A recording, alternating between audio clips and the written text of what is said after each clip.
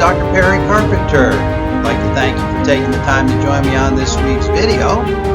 On this week's video, we're in session number 3 of our new program entitled QME Hot Topics and Pop Culture. And in this program, I'm sharing with you several of the very latest and hottest topics circulating around in the world of all things qualified medical evaluation. And as a group, we're all getting up to speed on what's happening now and what are the current trends that are shaping the industry that we're involved in on a day-to-day basis. In session number 1, we talked about the fine art of liberal construction and how liberal construction overrides all of the difficult decisions that come to the crossroads in workers' compensation. You know, it's not very long before the next case that you're involved with comes to a crossroads of a difficult medical determination that you're called upon to render. And in those cases, liberal construction saves the day because according to the law, which is Labor Code 3202, all difficult decisions are resolved in favor of the injured worker. The tie goes to the runner. And we talked about several examples where liberal construction provided for benefits for injured workers in very strange and unusual circumstances that you would never imagine could qualify for workers' compensation benefits. But indeed, under the dictates of liberal construction, they indeed did qualify for those benefits. In session number 2, we talked about work restrictions. And work restrictions, it seems, is a topic that qualified medical evaluators understand very poorly. It seems that as a group, we as qualified medical evaluators don't really understand how our opinions on work restrictions, meaning what the employee can and cannot do, meaning whether the employee can or cannot return to the pre-injury occupation, meaning whether the employee injured worker qualifies for a supplemental job displacement voucher or not, are very poorly understood by qualified medical evaluators because we don't understand how our opinions are used by the parties. And so we spent some time in session number 2 talking about those issues and about how to provide accurate and timely, importance of timely, return to work recommendations for our examinees. In today's session, I want to start with a new topic. I want to talk about pain-related impairment. And again, this is a topic that seems to be frequently misunderstood by qualified medical evaluators who, with the best of intentions, try to provide for an additional 1% or 2% or 3% additional impairment due to what they refer to as pain. Many times the word pain is put in quotation marks. And those best of intentions don't seem to stick because the qualified medical evaluator does not properly substantiate the need for this additional 1, 2, or 3% impairment. So today, I want to share with you some ideas as to how you can make your opinion stick in those cases where you feel that the examinee's impairment rating should be increased due to the added burden of pain. In our next session, I'm looking forward to with great anticipation because I want to share with you some revolutionary ideas regarding your apportionment section of your report. And I'm going to make probably what is the most difficult concept that faces today's qualified medical evaluator. I'm going to make it very, very simple for you such that in your very next report, you can confidently provide for apportionment approximate percentages for your examinee's impairment that are correct, that are accurate, and that you can quickly punch out this section of your report and not labor over it such that it's a terrible, terrible burden, like most qualified medical evaluators tell me that the apportionment section of their report is. So I'm looking forward greatly to that next session. In session 5 of this program, I want to talk to you about the new anti-bias era that we're now entering as we eagerly anticipate the passage of our new QME regulations. So I'll share with you some ideas as to how you can become a better more neutral, more accurate qualified medical evaluator by, to the greatest extent possible, by eliminating bias from your opinions and conclusions and determinations. And then finally, in session number 6, I want to share with you some brand new ideas about your permanent impairment formulations, and I want to give you some new ideas that you've probably never encountered before, where creative qualified medical evaluators are very cleverly employing the 4 corners of the AMA guides to most accurately describe their examinee's true impairment with some formulations of permanent impairment that are very creative, very clever, and you may have never stumbled upon them yourself, but others have, and I want to share with you how some of these new ideas on permanent impairment are changing the modern evaluations that we're involved with. So I have a tremendous program for you throughout the 6 sessions, and in today's session, I want to talk to you about some fascinating ideas related to the pain-related impairment. So with that as our introduction, let's get into today's session, which is session number 3 of our new program entitled QME Hot Topics and Pop Culture. And today we're talking about the pain-related impairment out of Chapter 18. Okay, so let's begin. And today we're talking about the pain-related impairment out of Chapter 18. Now, I don't know how long it's been since you've reviewed Chapter 18. I suggest that you review Chapter 18 on a regular basis, perhaps every 30 days, maybe every 45 days, but that you regularly recheck in on Chapter 18, because if you're anything like me, each time you read and reread Chapter 18, you read it and reread it with new eyes and new understanding and with new experience that you've gained over the past period of time, perhaps the past month of 5, 8, or 10 evaluations. You come back to Chapter 18 with new eyes, new understanding, new questions, and new realizations. So just to review Chapter 18, this is the basic layout of Chapter 18. It starts with some principles of assessment of pain-related impairment. It goes then into an overview of the discussion of the topic of pain. It then goes into some procedures as to how to involve and integrate pain-related impairment into the conventional impairment rating system. Talks about behavioral confounders, talks about the process step-by-step of how to rate pain-related impairment, goes into psychogenic pain, malingering, conclusion, and then it has several case examples that illustrate the principles in Chapter 18. Now, of all of these topics, we have already discussed at great length many of these topics.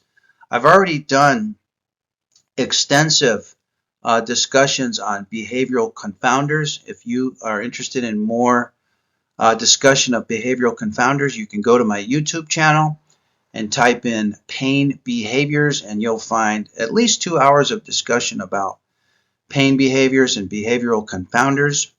If you're interested in the topic of malingering, we have 12 hours of continuing education programs available on malingering, and you can find several of the videos from those sessions for free at my YouTube channel. Just type in malingering once you're at my YouTube channel, and up will come at least 10 or 12 videos about this topic. We've talked at least over 3 hours about how to integrate the pain-related impairment into the conventional impairment rating, and I give you some step-by-step procedures, so you can find these videos also on my YouTube channel. Just go to Perry Carpenter DC on YouTube and type in the search bar pain-related impairment, and at least 3 hours of videos will come up that explore in great detail this particular topic. So we've been through many of these discussions before, but in today's session I want to share with you some brand new ideas, and today we're just going to focus on the principles of the assessment of the pain-related impairment and talk about how Chapter 18 gives us very, very specific instruction as to how to provide for additional impairment. In other words, how to increase the examinee's permanent impairment rating, how to increase the impairment rating that's provided for under the conventional rating system in chapters 3 through chapter 17, how to increase that rating by an additional 1%, 2%, or 3% due to the added burden of pain. And today I want to just share with you some new ideas and some general principles relating to that very concept.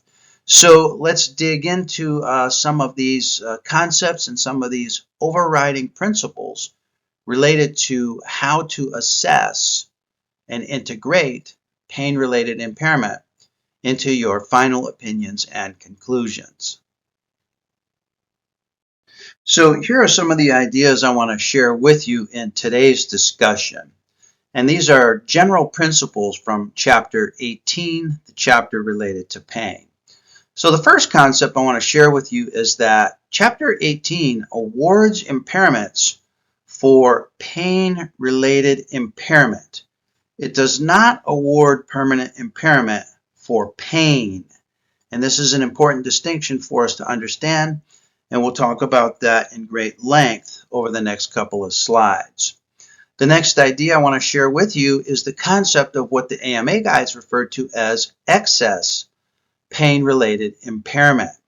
So in order to provide for an additional 1, 2, or 3% whole person impairment by using chapter 18, the pain-related impairment, and we're going to talk about exactly what is pain-related impairment in a few moments, but the pain-related impairment must be in excess of, this is called the excess pain-related impairment.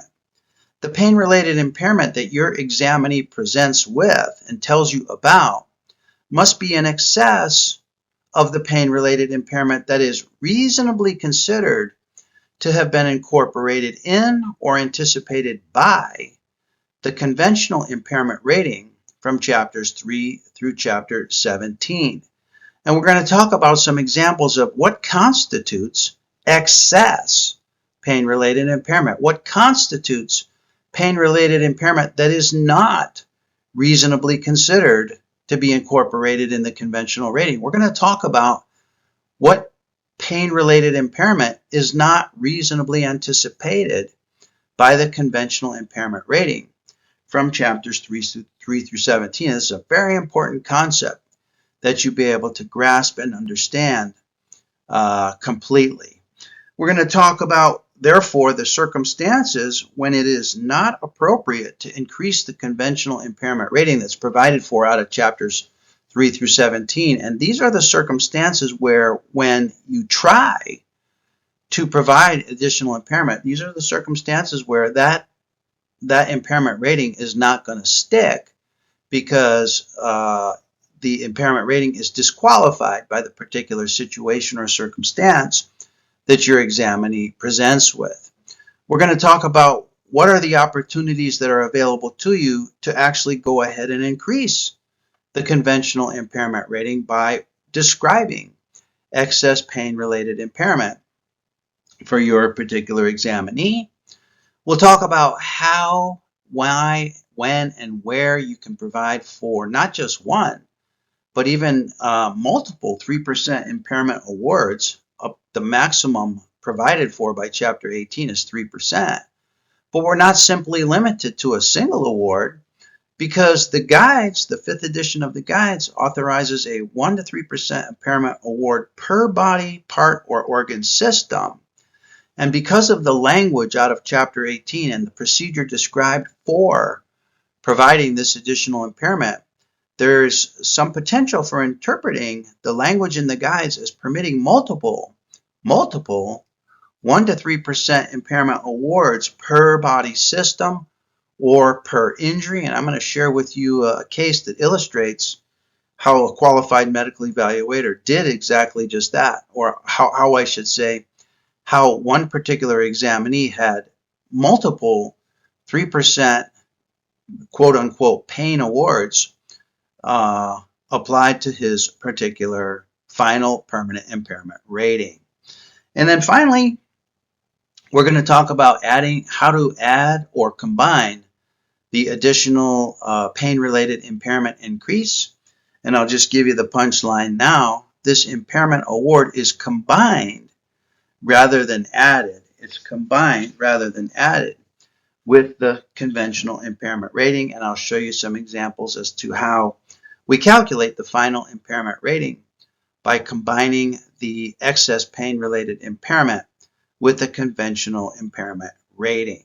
Okay, so let's take out the microscope and go through these concepts here with a fine-tooth comb and understand those particular concepts related to excess pain-related impairment.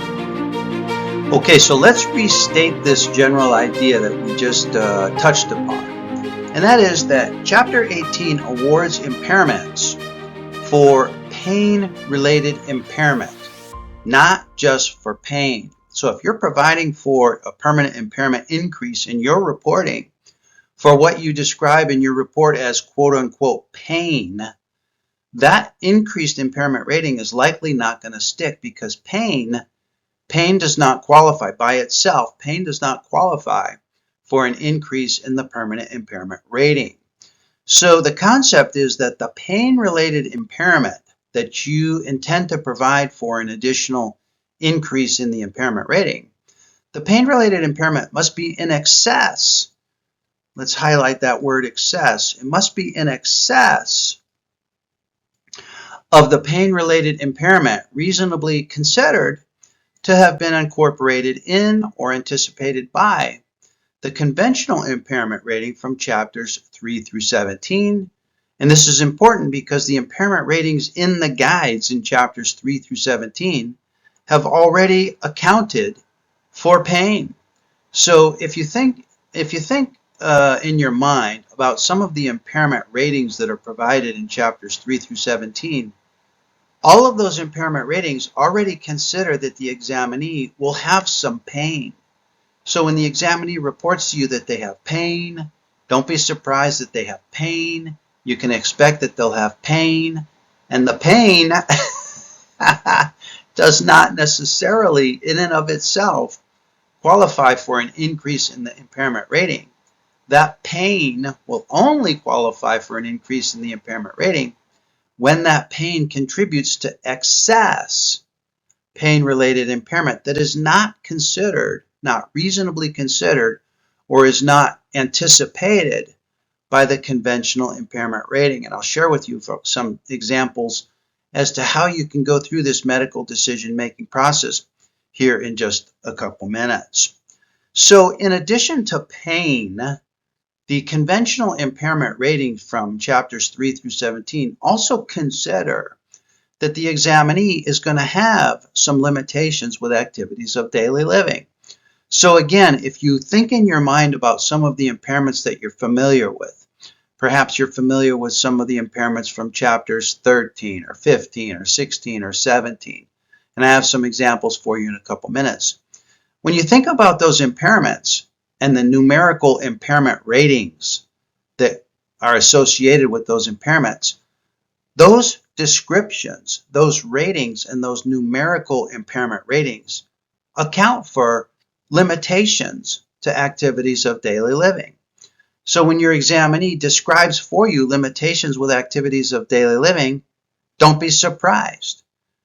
It does not mean that their limitations to activities of daily living qualify for an increase in the impairment rating, but their limitations with activities of daily living will only qualify for an increase when the limitations to activities of daily living are greater than what is already anticipated by the impairment rating and impairment description that you provide for them under the conventional impairment rating system.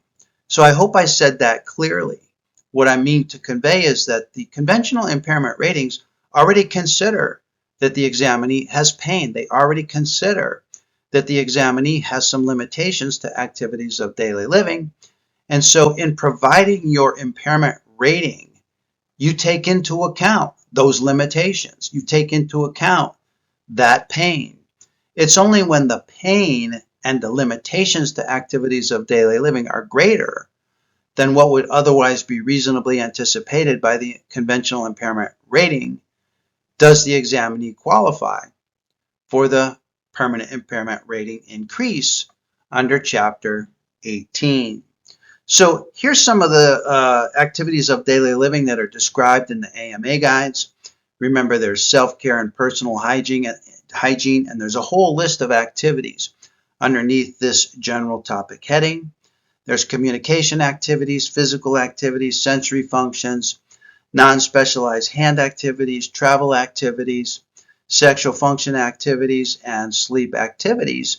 And if you look at this list here, which of these categories of activities of daily living could be impacted by pain? Not all of these categories of activities of daily living are going to be impacted by pain. For example, communication activities are generally not impacted or impaired by pain. Sensory function activities are generally not impacted or impaired by pain. But these other activities such as self-care, physical activities, travel, etc., hand activities, these are activities that could be impaired or for which your examinee could have limitations as a result of the pain that they're experiencing. And when the limitations that they are experiencing are greater than what you would otherwise anticipate by the conventional impairment rating, then and only then can you provide for the impairment increase of 1%, 2%, or 3% out of Chapter 18. So let's explore a couple of examples to illustrate these ideas. Now, it's important for you to remember that if you're providing for a permanent impairment rating under any of the chapters between Chapter 3 and Chapter 17, you are implying and you are conveying to the reader of the report that your examinee has limitations with activities of daily living. Remember that the guides tell us on page 5 that it's all about activities of daily living. If the examinee has no limitations to activities of daily living, regardless of how much pain the examinee is describing to you, that examinee does not qualify for a permanent impairment rating. And this comes right out of page 5 that tells us a 0% whole person impairment rating is assigned to an individual with an impairment who has an actual impairment. But if the impairment has no significant organ or body system functional consequence, key word here is the functional consequence, meaning that the examinee has no loss of function as a result of this impairment. And that impairment does not limit the performance of common activities of daily living, the guides provide for a 0% whole person impairment. So the reason we review this is to remind you that when your examinee tells you that they have pain, don't be surprised. When the examinee talks to you about limitations with activities of daily living, don't be surprised. Examinees who do not have limitations to activities of daily living do not qualify for a permanent impairment rating. So your examinees for whom you provide a permanent impairment rating, they will have limitations to activities of daily living and they will have pain. And those limitations and that pain is already accounted for within the conventional impairment rating. So let's think about this for a little bit. Let's think about some of the common impairments that we deal with in chapters 3 through 17. And let's think about what types of limitations to activities of daily living would we anticipate in an examinee who has, for example, a gait derangement? Would an examinee who has a gait derangement impairment, would that examinee have some difficulty with some of the activities of daily living described in the AMA guides? For example, would they have difficulty with walking? Of course they would. Would they have possible difficulty with climbing stairs? Of course they would. Would they have possible difficulty with travel activities, with sexual activities? Could this pain that results in a gait derangement, could that interfere with their ability to get a good night's sleep? Of course it could. So this impairment, you can imagine, already carries with it several implied limitations to activities of daily living? What about a cervical category 2 or a cervical category 3 related to radiculopathy? What types of limitations to activities of daily living would you reasonably anticipate this type of an examinee who has this impairment, which is permanent? They would have some limitations to activities of daily living.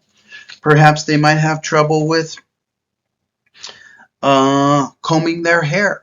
They might have some difficulty with dressing or bathing themselves. They might have some difficulty getting comfortable to get a good night's sleep. In other words, there are activities of daily living that are reasonably anticipated in a person who has a cervical impairment. What about an upper extremity shoulder instability? And by the way, these are just examples. This principle applies to all the impairments that are described in chapters 3 through chapter 17.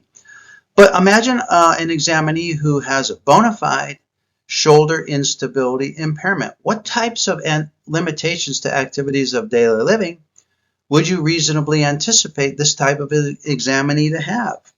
Would they have some difficulties with jobs around the house? Would they have difficulty with non-specialized hand activities? Would they have limitations with activities involving lifting with that shoulder, with raising that arm overhead, with being able to work at and above shoulder level? Might they have difficulty with sleep activities? Might they have difficulty with sexual activities? Might they have difficulty with self-care and personal hygiene activities? Yes, they would.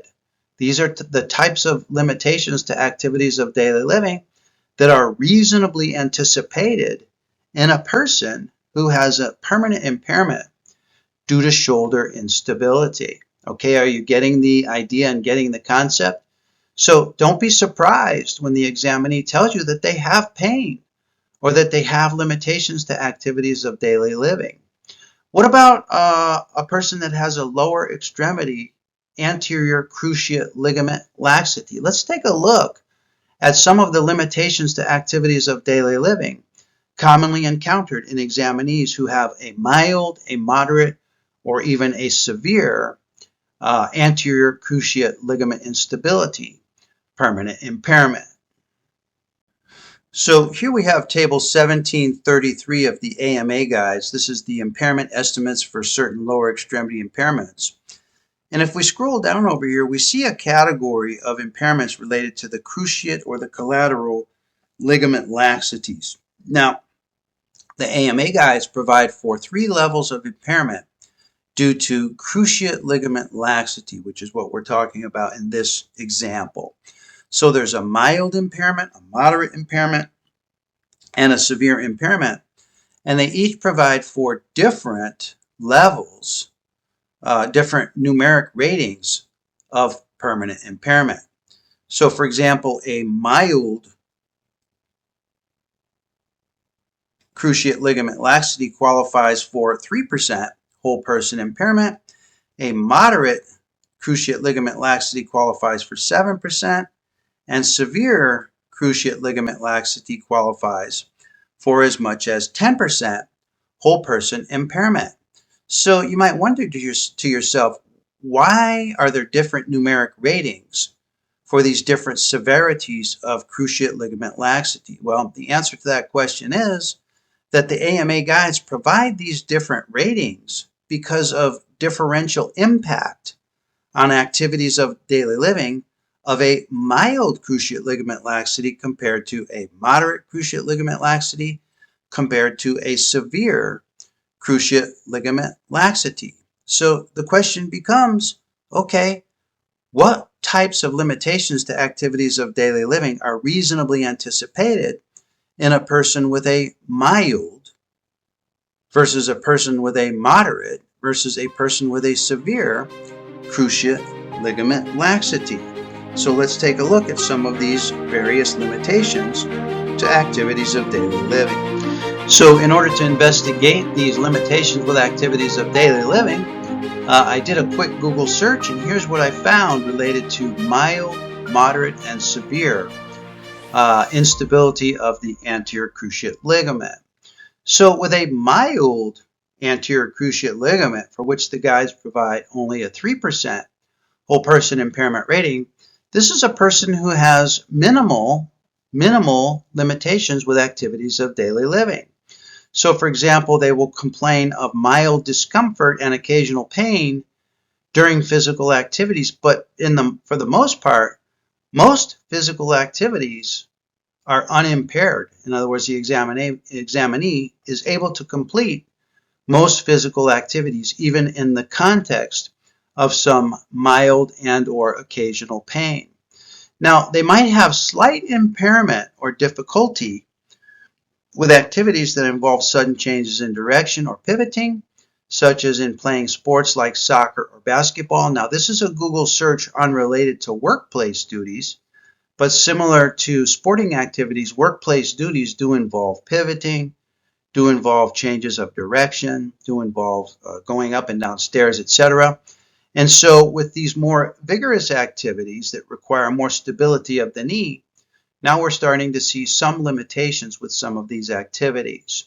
There might be a sensation of the knee giving way or feeling unstable during certain activities, and there is minimal impact on routine activities of daily living such as walking, climbing stairs, or performing basic household chores, all of which of these are described in the AMA guides. So with a mild anterior cruciate ligament instability, we see only mild impairments for activities of daily living, for which the guides provide only a small impairment rating.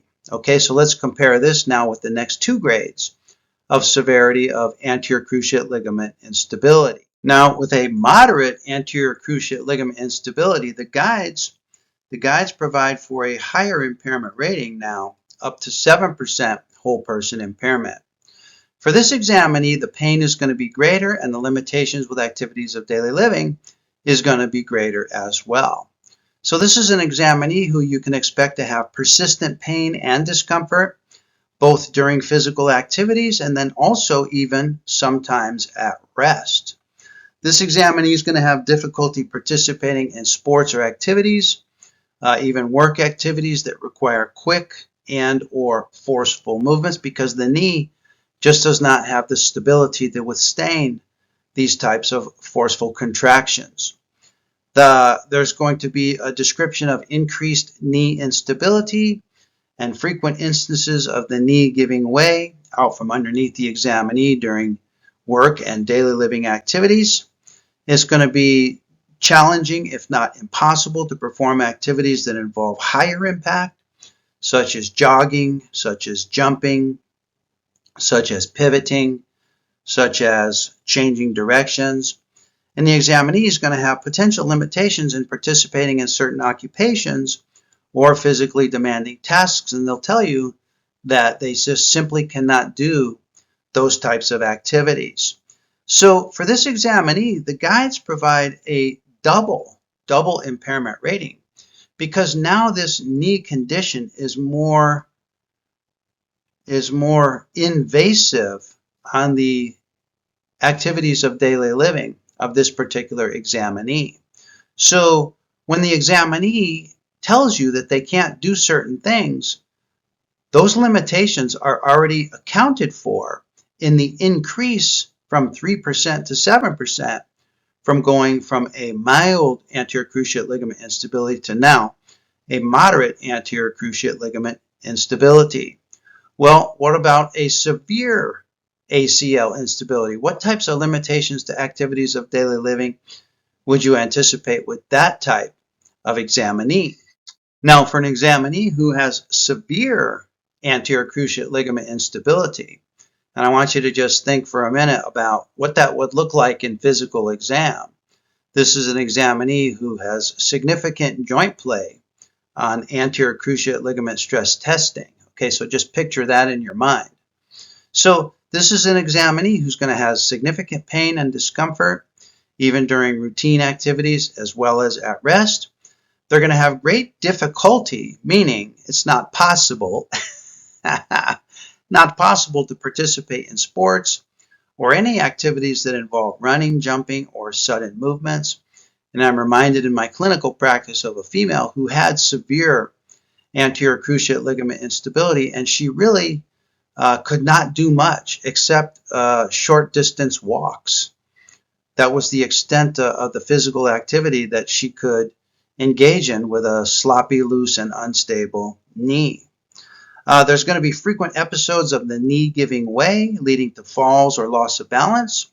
There'll be marked instability of the knee joint, leading to difficulty with simple activities like walking or even standing for extended periods of time. So when you hear these types of limitations to activities of daily living from your examinee, you're going to know that this is an examinee because of this impact on their ADLs. This examinee is going to qualify for a higher impairment rating, and the guides provide up to 10% whole person. That's a substantial rating for this examinee. This examinee is going to have the potential need for assistive devices like a cane, like a crutch, like braces for both weight-bearing relief and also for support balance. So in this examinee who comes to the evaluation with an assistive device and has physical examination findings consistent with severe laxity, you can anticipate some limitations with activities of daily living similar to these here. This is not an examinee who's going to qualify for an additional 1%, 2%, or 3% impairment rating under Chapter 18 unless the limitations on activities of daily living are greater or in excess of what's described here in a list similar to this. So you can see that the circumstances that allow for the additional pain-related impairment are few and far in between because the conventional impairment ratings in the guides already account for the pain and already account for the limitations to activities of daily living. So if that's the case, what are the circumstances that disallow the increase in the permanent impairment rating, and what are the circumstances that do allow an increase in the permanent impairment rating? And we'll discuss those situations next. Okay, so let's talk first about the circumstances where the AMA guides do not allow the permanent impairment rating to be increased through the use of Chapter 18. And then we'll get into the circumstances, the few circumstances where an increase in the rating is allowed. So Chapter 18 does not apply to the following three situations. First of all, what we were just talking about is when the pain-related impairment is adequately rated in other chapters of the guides, meaning under the conventional ratings that are provided in chapters 3 through chapter 17. And the reason for this is because Chapter 18 only increases the impairment for pain when that pain affects the performance of activities of daily living more greatly than would otherwise be anticipated. Now, if you determine that the pain more greatly affects the activities of daily living than anticipated, it's going to be incumbent upon you to provide a cogent and substantial reason and explanation as to why you believe that the ADLs are more greatly impacted than otherwise anticipated.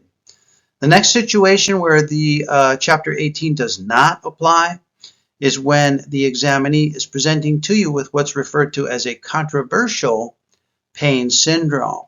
And the one that's specifically delineated or described in the guides is fibromyalgia, but also other controversial pain syndromes that we see in our medical records deal with myofascial pain syndrome, thoracic outlet syndrome, and some of these other pain syndromes that have few, if any, positive objective findings. Now, you can determine or ascertain your examinee's pain syndrome, and you can place it into the category of a controversial pain syndrome by asking yourself the following questions. Number one, do the individual's symptoms and or physical findings match any known medical condition? If the answer to that question is no, then you know you're dealing with a controversial pain syndrome. Number two, is the individual's presentation typical of the diagnosed condition? If the answer to that question is no, that means that you're dealing with an atypical presentation for the particularly diagnosed condition. And how many times do you encounter examinees whose presentation is not typical? It's atypical. Have you ever encountered an examinee who, with very little mechanism of injury to support the physical finding, the examinee will not allow you to maneuver or manipulate the extremity, say for example the shoulder? Have you ever had an examinee that simply will not allow you to passively assess range of motion of the shoulder, and they just block and prevent you from all of those attempts? That would be an atypical presentation for a diagnosed condition, and that particular circumstance disqualifies the use of Chapter 18. Finally, ask yourself, is the diagnosed condition one that is widely accepted by physicians as having a well-defined pathophysiologic basis? And if the answer to that question is no, and in fact, if the answer to any one of these questions is no, then Chapter 18 prohibits and prevents the increase in the permanent impairment rating. Finally, individuals with low credibility do not qualify for an increase in the impairment rating, and this includes individuals with findings that are atypical of a well-accepted medical condition. And this is pretty much a follow-up to what we were talking about here. So you may encounter these examinees in your face-to-face evaluations where it's a real head-scratcher as to why this particular examinee would present in such a confounding manner. And that's what the guides refer to as an atypical presentation. And those types of examinees, according to the dictates of Chapter 18, do not qualify for an increase in the impairment rating. Okay, so with that established, when does Chapter 18 allow for an increase in the impairment rating? Okay, so just as there are 3 circumstances where the guides disallow the increase in the impairment rating under Chapter 18, there's 3 circumstances under which the guides do allow for an increase in the impairment rating. Number 1, and this is what we've been talking about so far, is that when your examinee has excess pain-related impairment, that is, in the context of a verifiable medical condition, not an atypical or a controversial medical condition, but this is a verifiable medical condition. When that pain-related impairment is not adequately accounted for in the conventional impairment ratings in Chapters 3 through Chapter 17, and this is where your wordsmithing and your description of how the examinee presents with excess pain-related impairment will be critical in having that increased impairment rating actually stick and having your opinion stick. Second, when the pain-related impairment is caused by a well-established pain syndrome, when that pain syndrome does not have a definable tissue pathology or a measurable organ dysfunction, and the most common example that's described to illustrate this in the AMA guides is headaches. So as we know, most headaches do not have a definable tissue pathology. They do not have a measurable organ dysfunction. They come, they go. They are many times disabling when they're present. But these are well-established pain syndromes that have no true positive objective findings. This is a circumstance where the guides consider that pain to be bona fide pain, but for which there is no impairment rating anywhere within Chapter 3 through Chapter 17 that describes this condition. And so these are conditions that can reasonably be rated under Chapter 18. Finally, when the pain-related impairment is caused by other associated pain syndromes.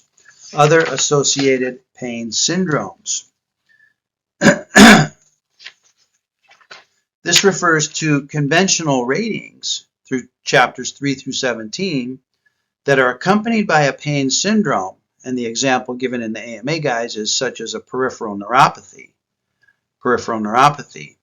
in which the conventional rating does not adequately account for the interference with activities of daily living. So, for example, with a peripheral neuropathy, a painful peripheral neuropathy, many times the impairment rating under the conventional impairment rating, whether we're talking about Chapter 16, Chapter 17, or even Chapter 13, the conventional impairment rating mostly involves only a sensory disturbance impairment rating. But that sensory disturbance impairment rating does not adequately consider the impact of this painful condition on the examinee's limitations with activities of daily living. For that reason, this type of a associated pain syndrome is how it's referred to in the guides. When your examinee has an associated pain syndrome that is not accounted for in the conventional impairment rating, then the guides do provide for an increase in the impairment rating through the use of Chapter 18. Okay, so what I want to do now is I want to share with you a couple of cases that illustrate evaluators' attempts to provide for additional pain-related impairment, one of which failed to succeed and one of which succeeded greatly. And these particular actual real cases will illustrate some of these principles. So the first case I want to share with you is the Espinosa versus Southwest Airlines case, and this is a 2019 case where the medical evaluators attempt to provide for additional pain-related impairment was not successful. So let's go over this case for the principles that it illustrates. So in this case, Mr. Espinosa sustained an injury to the cervical and the thoracic spine. And in this case, the medical evaluator was the primary treating physician. And the primary treating physician used both the DRE and the range of motion methods to evaluate the cervical and lumbar spine impairments. And the primary treating physician decided that the DRE method best described the examinee's impairments and assigned DRE Category 1 for both the cervical and thoracic spine impairments. Now, we know that the DRE Category 1 qualifies for 0% whole person impairment out of Chapter 15, but this particular evaluator assigned a 3% whole person impairment rating for each, and he also provided for 3% additional pain-related impairment to what he considered to most accurately describe Mr. Espinosa's actual impairment. And on the basis of the primary treating physician's recommendation, the judge awarded permanent disability on the basis of this recommendation. And the basis of this recommendation was elaborated at deposition, where the primary treating physician testified that the DRE Category 1 entailed a 0% impairment rating, but he decided in his clinical judgment, based on his experience and training, that a 3% whole person impairment was accurate because Mr. Espinosa had some soft tissue findings. Mr. Espinosa described chronic pain, and Mr. Espinosa missed some time from work. Well, the judge was convinced and compelled by this reasoning, and the judge awarded permanent disability on the basis of this particular formulation by the primary treating physician. Well, of course, this case went to appeal. The defendant objected to the determination, and it went to appeal, and the appeals board reversed the workers' compensation judge's finding of 12% permanent disability and concluded that the injury caused 0% permanent disability. Look at the sway in the range of findings between the workers' compensation judge and the workers' compensation appeals board. And in justifying their position of a 0% permanent disability rating, the appeals board found that the doctor's opinion on 3% under the DRE1 for the cervical spine, 3% under the DRE1 for the lumbar spine, and the 3% increase for pain was not substantial evidence. And the appeals board explained that in this case, the doctor had redefined the DRE cervical category 1, which is defined in the AMA guides as 0% whole person impairment. And then also the DRE thoracic, I said lumbar earlier, it was the thoracic spine, by assigning a 3% whole person impairment each. And they quoted from the case and they said that the doctor's opinion was not based on the AMA guides, but was an unreasonable departure from a strict application of them, meaning of the AMA guides. The board then explained that because there was no underlying whole person impairment for the cervical or thoracic spine, that there was no basis for an additional increase in impairment due to pain-related impairment. The 3% pain add-on was inappropriate. So this is an important principle for us to understand. If there is no underlying baseline conventional impairment rating from chapters 3 through 17 of the AMA guides, that is because the examinee does not have true limitations with activities of daily living. Otherwise, they would qualify for a conventional impairment rating. So if there is no conventional impairment rating due to no limitations with activities of daily living, there is no impairment to increase under Chapter 18 due to excess pain-related impairment. And this is a case that exactly illustrates that principle. Now, at the opposite end of the spectrum, I want to share with you now a case where an opposite finding was found, and this is something that may surprise you. Now, this is a case that may surprise you because it's at the opposite end of the spectrum. This is the Schweikert versus California Highway Patrol case. We'll just go through this very quickly. Mr. Schweikert was a flight officer for the California Highway Patrol. He claimed injury to the head, the neck, the back, the left arm, the GI system, the body system in the form of a blood clot, and then also he claimed a neuropsychiatric or neuropsychologic injury in the form of headaches. So this is a multi-body part injury, and Mr. Schweikert was evaluated by 4 AMEs, one in psychology, one in neuropsychology, or I guess those were combined specialties, psychology and neuropsychology. He was evaluated by a neurology evaluator, an orthopedic evaluator, and then also by an internal medicine evaluator. Well, the neuropsychology evaluator provided for 3% whole person impairment due to a cognitive disorder.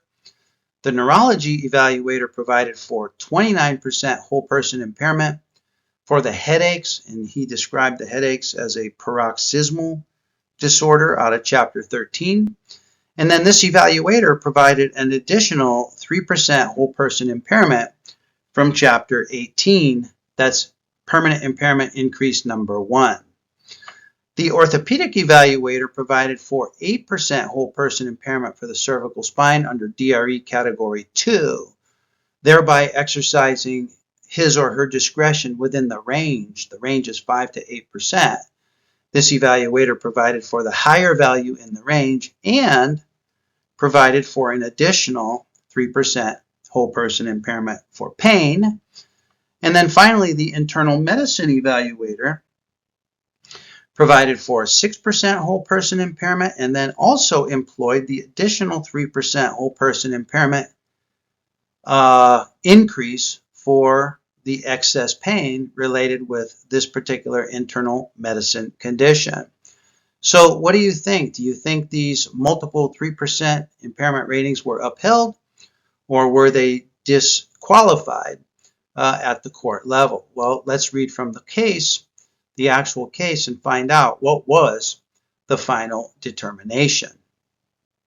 So here let's read from the case. This is Schweikert versus State of California, California Highway Patrol. The defendant objected to all of these impairment ratings, and the defendant contended that Mr. Schweiker is not entitled to more than one 3% pain add-on. In this case, Mr. Schweiker had 3 separate individual 3% pain add-ons.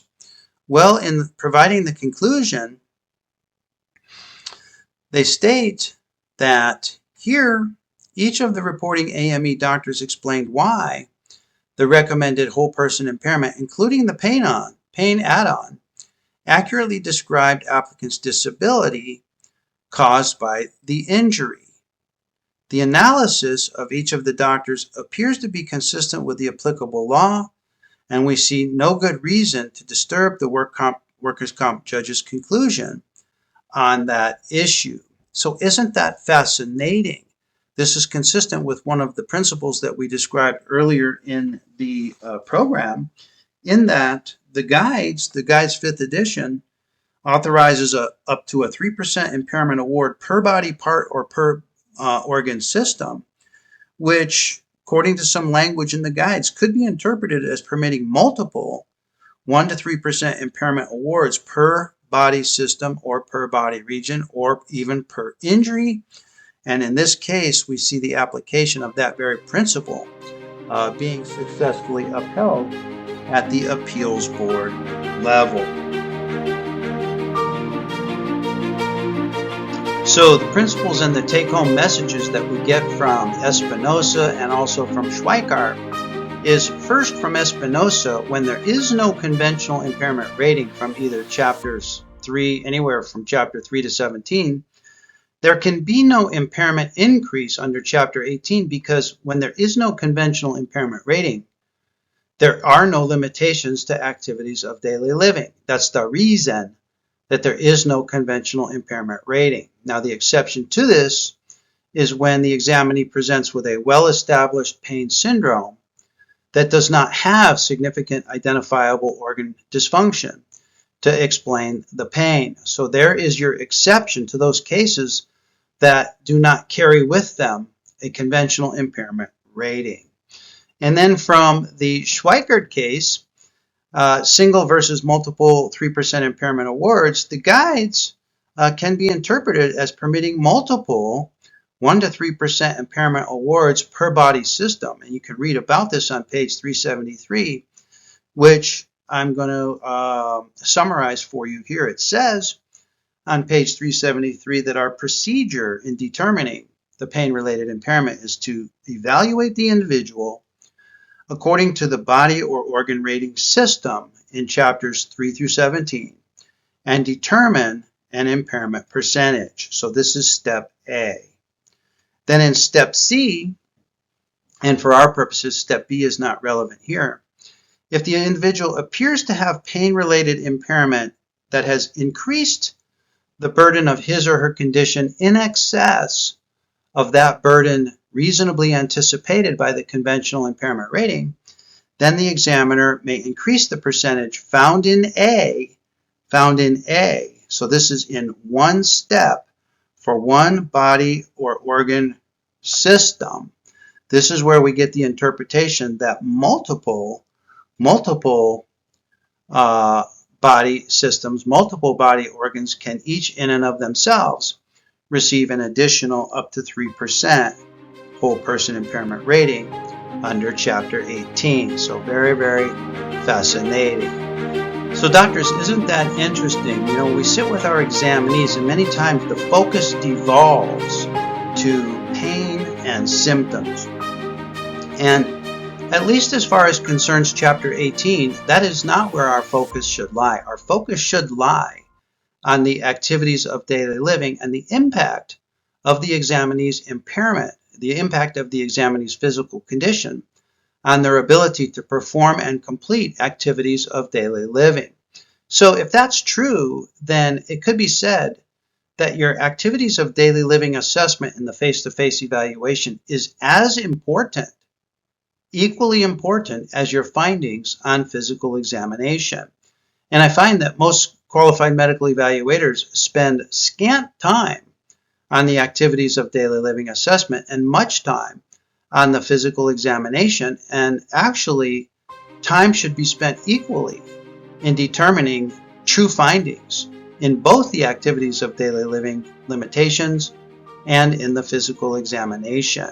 And certainly with respect to your increasing the permanent impairment rating under Chapter 18, you're going to be called upon to support that increase in impairment rating with a substantial discussion of the examinee's excess pain-related impairment, meaning the examinee's excess limitations with activities of daily living above and beyond that already considered within the conventional impairment rating. So doctors, I hope this helps you. I hope this gives you some direction in your very next evaluation when you sit face to face with the examinee who tells you they have pain, they tell you that they have limitations with activities of daily living, and your job becomes then to determine whether that pain and whether those limitations with activities of daily living are accounted for in the conventional impairment rating, or if they're not accounted for in the conventional impairment rating. In that case, if they're not accounted for, then they would truly qualify for an increase in permanent impairment under Chapter 18. So I want to thank you for taking the time to join me on today's discussion. I want to thank you for your commitment to excellence as a qualified medical evaluator.